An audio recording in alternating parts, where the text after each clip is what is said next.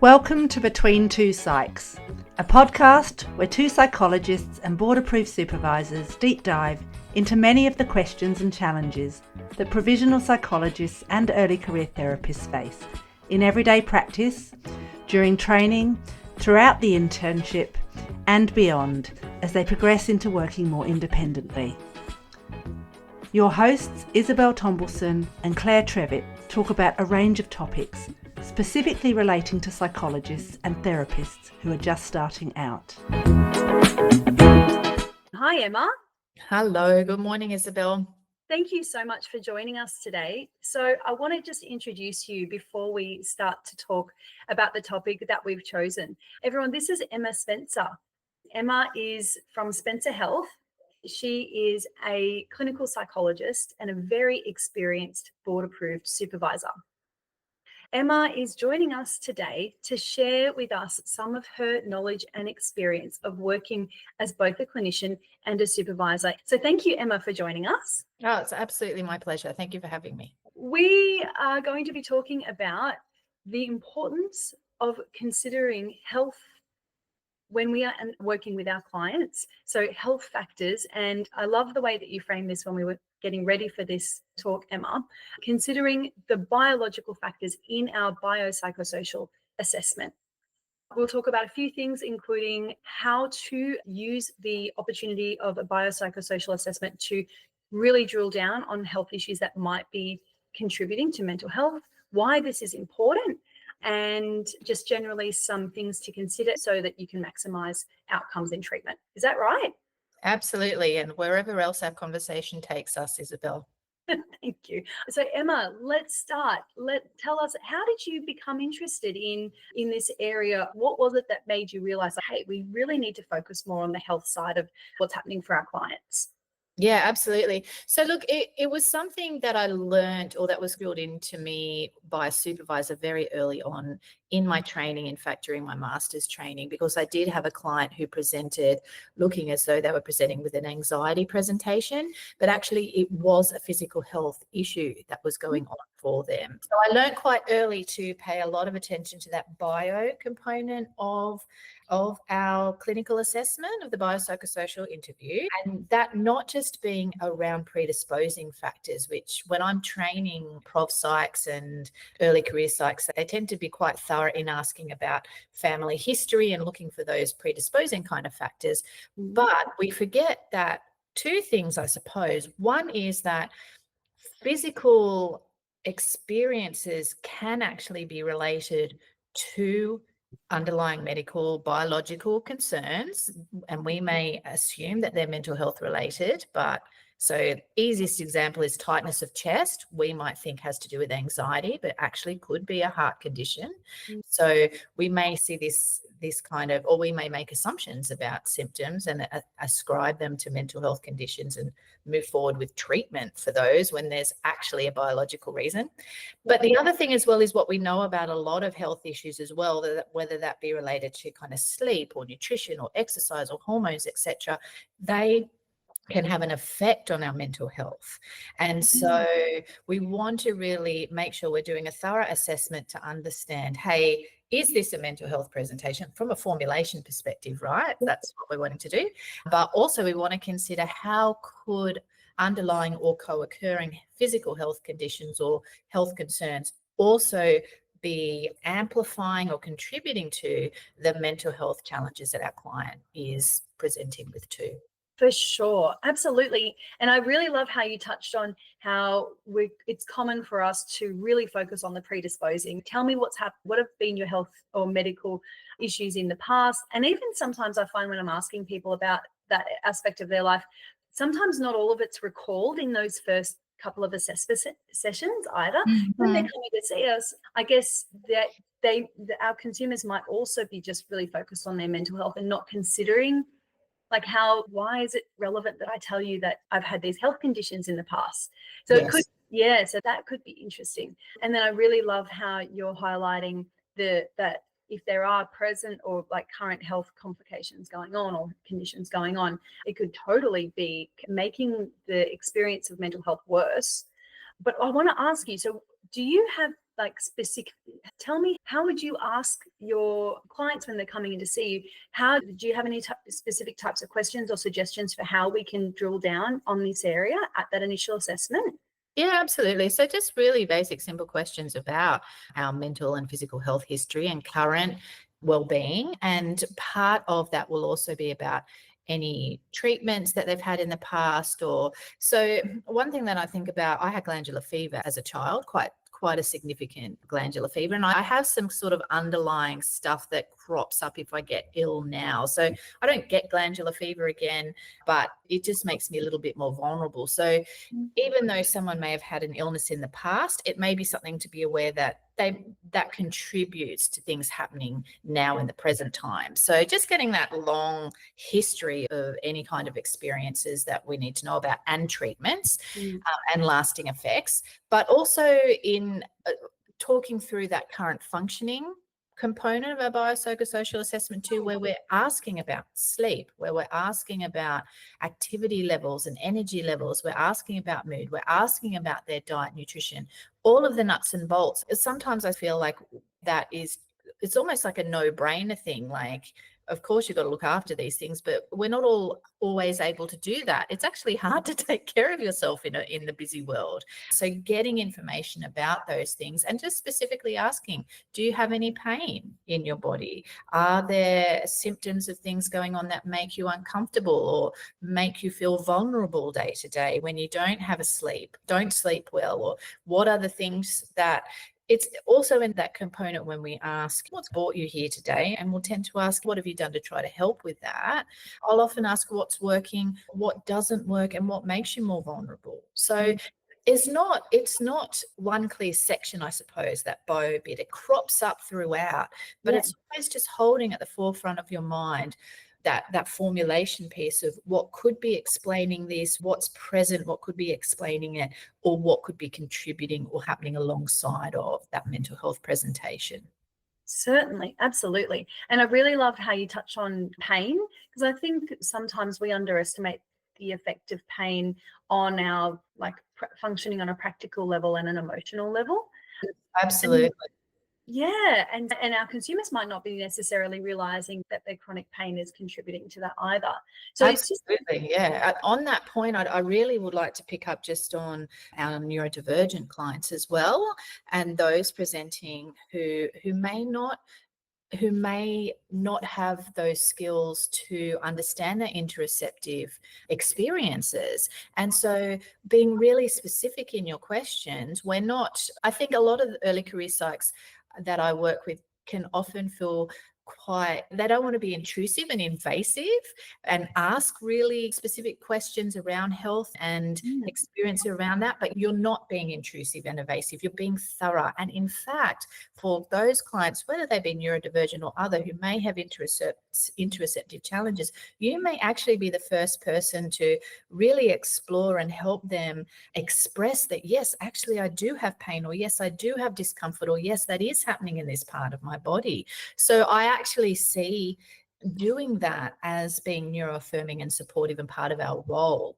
So I really encourage those people listening, our clinicians listening, to feel confident to ask those questions. You're not being intrusive. If you are feeling like you're getting a bit specific, it's okay to couch that with, I'm going to ask some specific questions here. If you feel uncomfortable about that, or you want to know why I'm asking, please do let me know. And please do let me know if I overstep a boundary. It's fine. You can ask permission and let them know, but don't shy away from not doing that. Yeah, I love that. Ask permission while you're drilling down on the health side of things. Yeah, I love that's such a good tip. As you're talking, I'm writing down some of these really great tips that you've shared with us today so that we can remember them and repeat them just at the end there. That's lovely. And the other thing that I really liked what you said was just being really specific with your questions and considering the neurodivergence of some of our consumers. Absolutely. Yeah, that's fantastic. Okay, so you've set the scene and provided some really practical information for how all of the therapists listening today can consider the health factors, the biological factors when we're doing an assessment. And I can just hear some questions in my head that might be coming up around how can we fit this into an initial assessment when we're possibly working under time pressure. We might be working in an organization who says we need to get the assessment done in one session. Do you have any suggestions for that at all? Yeah, absolutely. So I think in those kind of high pressure or time pressured scenarios, it is, although I just said the bio stuff comes up under kind of different components, because it is so important, if you want to just hit it all in one section of that assessment, then do that, because it is critical information. You don't want to miss out on it. So you can just say, look, as part of my formulation, it's really important that I understand any health conditions that might be underlying or contributing. Can we talk about your physical health for a moment, and then just really go through the things that I've already talked about? Yeah, just make it really crystal clear that this is compartmentalized here, because it's such critical information. Yeah. So you're communicating clearly with the client that there's a reason why I am directing the conversation this way. We're asking permission to do that as well along the way. Would you at any point go into providing psycho-ed, or would you wait until your assessment's done before you would start to explain the relationship between health and mental health? Look, I guess, again, it depends on the time that you have. I have a little practice of liking for my clients to go away with a little takeaway, and that can often look like psychoeducation, etc. So if you feel that it's relevant, absolutely. But I certainly would provide the psychoed in terms of why you're asking the questions, because people have come to you as a mental health professional to talk about their mental health. If you start talking about their physical health stuff, they're like, what is this about? They could be thinking, this isn't my GP, this isn't like, whatever other specialists. I'm here to talk about my mental health. So giving that little piece of psycho-ed as you introduce that, I think helpful, just so that they have an understanding, because you could leave them open to feeling invalidated otherwise, because they're like, I went and I talked about the sleep and this and that. What's that got to do with the price of fish when I'm having these panic attacks or whatever it is? Yeah, I think a little piece of psycho-ed to introduce, and if you can give them a little bit more, if something does come up. Hormones is a huge one for me, because I work with women in that perimenopause, but I also have worked in perinatal work as well, and so there's lots of hormone stuff too. And with teenagers, I will often at the end of things, if hormones are relevant, I will talk about that. If I can see that someone has significant nutritional or sleep challenges, I will give more psycho-ed about that. So it's a little bit about time. It's a little bit about what you think from your working formulation is going to be helpful for your client. But definitely that little piece, just introducing the discussion, I think can be very helpful. Oh, I so want to ask about hormones now. You mentioned it, and this is something that I think when I was speaking with you about recording, that I just went, oh, I would love to touch on it. So you mentioned you work in the perinatal space, and you've developed a bit of understanding and even pursued further education to help you to be able to specialize in this area. Talk to us about hormones. What's so important about understanding the relationship between hormones and mental health? Yeah, absolutely. So yeah, particularly the perimenopause space now for me, because that's been driven by my own journey. I'm not going to share my age here, but it might be within that perimenopause space, and some experiences that my friends have had as well. So this is like a real area of interest to me. But I want to couch our discussion around hormones in that hormones they're not just sex hormones that influence things. Hormones influence everything. They're the messengers, chemical messengers of our body. So everything from sleep, nutrition, exercise, from whether or not you patted a dog 30 minutes ago, or hugged somebody, or had some stress, and all of these emotional responses are all driven by hormones. So it is really far reaching. In terms of sex hormones, they have a huge impact. I did a recent presentation, a free presentation, which people can have access to if they want to get in touch, is not a problem, on hormones and mental health. And I shared an anecdote about a friend of mine in perimenopause who was having very dark thoughts in the context of a lot of life stress. And those thoughts for her, or as someone listening to those thoughts, contextually sounded appropriate.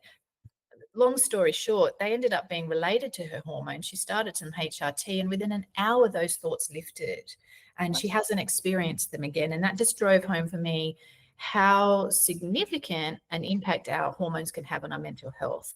So hormones have an effect on how our body is functioning. They have an effect on our pain and our experience. They have an effect on our mood, so many different, every facets of our life. Every aspect of our functioning. And when you mentioned it to me, I just went, oh my God, you are so correct. I think if anyone's worked in perinatal mental health spaces, we understand that the perinatal period can be a particular time of vulnerability for women because of the changes in our hormones and the amount of different hormones that we have in our body. And there's an evolutionary purpose and a function for that. Absolutely. But the consequences of it is that we can be more vulnerable to developing mental health. We have that understanding, but I'd never stepped back and considered that this is real for men and women across the lifespan. Even if you think about children who are growing and developing, and then they might go through different developmental stages and the impact of those hormonal changes on their health. Absolutely. Yeah, I love it so much. So you mentioned that you've got a free video webinar resource that you created that people can access. Is that on your website on Spencer Health? No, people can just feel free to email me and I'm happy to send them that link. That's not a problem. Lovely. That sounds great. If you wanted to look further into understanding hormones and mental health, I'm sure that there would be plenty of resources out there if we Googled it. Absolutely, yes, lots. And because hormones, as you mentioned, there's the childhood teen years, there's the perinatal period and postnatal period as well. We know that men have changes in their hormones in those periods too. We know there's a drop in testosterone postnatal for men and associated mood changes. Testosterone is hugely important as a motivating and inspiring hormone is what testosterone is known as. It's a testosterone of vigor. Sorry, it's a hormone of vigor. It's the vigorous hormone, and women and men rely on it for different things. That's a huge component. And then the later phase of our lives, particularly for women, there's some discussion around the menopause phase for men, but it's certainly not as significant for women where there's a complete reduction in estrogen and progesterone production and other. I also want to touch on any young person or person going through a gender transition as well and who are relying on hormone replacement therapy or whatever it might be, hormone therapy. As part of that, there's going to be a shift and adjustment and an effect on mental health in that regard as well. So lots and lots of resources. So I can't necessarily send you anywhere specifically because it's so broad, right? Yeah.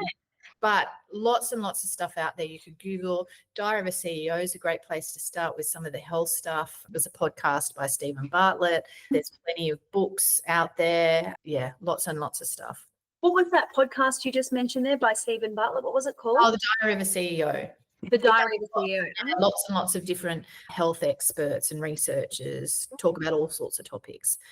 So, yeah, his podcast is really helpful. Thank you. That's so great to hear of a helpful podcast. Okay, so a couple of things, like a couple of important messages, and I think the way that I could sum up this piece is just today we are reminding everyone to consider these things and to consider not just physical health or medical health history, but current physical, medical health symptoms or diagnoses, and then the impact of hormones and how different developmental stages of a person's life will potentially present a challenge or a vulnerability to exacerbation of mental health symptoms or maybe even onset of mental health symptoms, as you pointed out with your example before. Absolutely. Yeah. Yeah. Thank you so much. I just want to check, do you feel like, is there anything else that we would cover today in this chat about considering health and its relationship with mental health when we're working in the therapy space? If you are picking up from your interview that there may be some underlying health stuff or you're concerned about that, like some of the things that are coming to mind are things like underlying thyroid issues. People could name these things, making sure they're getting managed for those things. And if they're not, encouraging them to go, it's their GP. So we shouldn't be giving any advice medically. So I don't give any medical advice around hormones and HRT or anything like that. Certainly sleep and basic healthy diet and exercise stuff. But if more in-depth support is needed in any area that you're picking up, make sure you don't practice outside of your scope. Make sure that you refer for physical health stuff that you want investigated or addressed back to their GP for that management. And then if you're thinking this person would really benefit from some structure around their nutritional plan, maybe to a nutritionist or our colleagues who have special knowledge in those areas. Yeah, lovely. That is a great way to round it out. So what to do when we do identify, or if we suspect that there might be some things going on.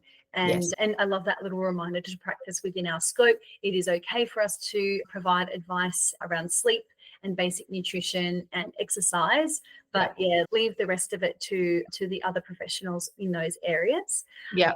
And I think as well, like probably having some sort of communication, or if we've got consent to communicate with GPs. I know when we're working with a mental health care plan, we've got to send our letters to the GPs to let them know what's happening and the progress and things. But I'm just thinking outside the square, if we've got an opportunity to consensually liaise with GPs, that could be useful as well. Would you say that? Absolutely, 100%. And if you've seen a client under a mental health care plan, it's best practice to send a letter back after the first session anyhow. So yes, with that client's consent, just putting some of that information in there. And I guess just finally, even if there is some underlying stuff going on, there's still room for you to support any mental health stuff alongside of that. So don't feel like you're sending them back to the GP and they'll send your role. It's see that as walking along the path together, supporting that client from that multidisciplinary perspective.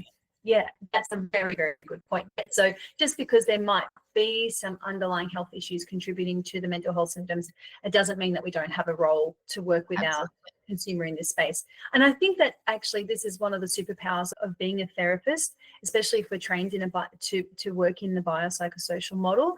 It is that we're taught to consider all of the elements, all of the factors of being a human when it comes to understanding our consumers' experiences. And I love the thought that sometimes we can be that liaison point between many professionals and specialties, that contact point where our consumer can come and say, this is the outcome from what I did with this, and this is what's happening here, and we can sit and process and help them think about it and continue to be that advocate and that knowledge source to help guide our clients very holistically, I think. That's exactly the word that I was going to say. We want to be holistic. We want to see that whole human in front of us, and that bio component, as I said, not only might be the cause of what's going on, the explanation for it, but certainly definitely contributing. And we want to make sure that we can identify and support from that formulation perspective all components of what is making up that individual's experience. Yeah. Thank you, Emma. Thank you. We'll finish up, but I just want to remind everyone some of those really practical pieces of advice that Emma shared with us, which is be specific when you're asking your assessment questions around health, and get permission to spend some time focusing on the physical health experiences of our consumers. And where necessary, and if you feel that it's going to work, provide a little bit of psycho-ed in that first session as well, to help our consumers to understand why we might be doing this, and then also maybe you may end up helping them to connect some dots very early on as to why they might be feeling how they're feeling. So I think that was really useful. And the last, I guess, key area that I really loved talking about today was just around considering the impact of hormones and mental health. Thank you so much, Emma. And if anyone, as we said, would like to get in touch with Emma, she might have some free resources that she can share with you. Head to her website, which is spencerhealth.com.au. And I think you mentioned you've got an inquiry link. Yes, there's a little inquiries link there. So just send an inquiry whether or not you've got a question, whether or not you want a resource, the resource that we discussed. Yeah, feel free to do that. And you can also sign up for our mailing list as well there too, if you like. Thank you, Emma. That is so great. All right. Hope everyone has a great day, and we'll see you next time. Thanks for having me. Bye. Thank you for tuning in today. If you enjoyed this episode, please take a moment to leave us a 5-star rating. It really helps others find the show. And don't forget to follow us on Instagram at Between Two Psychs for more updates and resources. For more information and to explore everything we offer, head over to our website, betweentwopsychs.com.au. We appreciate your support, and we'll see you next time.